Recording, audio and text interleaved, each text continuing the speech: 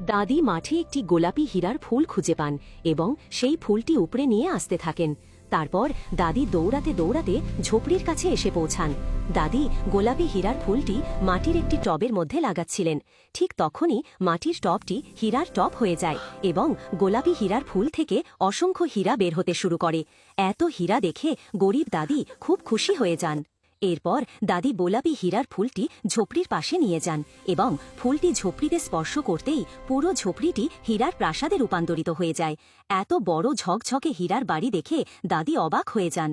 তারপর দাদি দৌড়ে নিজের হীরার বাড়ির ভেতরে ঢুকে পড়েন। এরপর দাদি গোলাপি হীরার ফুল নিয়ে ভিখারিদের দিকে যেতে থাকেন।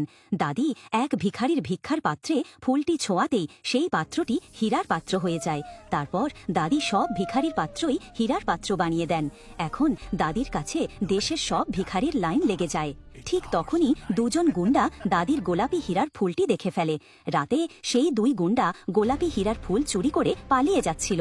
তখন দাদি তাদের দুজনকে তাড়া করেন, কিন্তু গুন্ডারা পালিয়ে যায়। এরপর বুড়ি দাদি জোরে জোরে কাঁদতে থাকেন। বেচারি দাদির জন্য একটা লাইক করে দিন বন্ধুরা। আর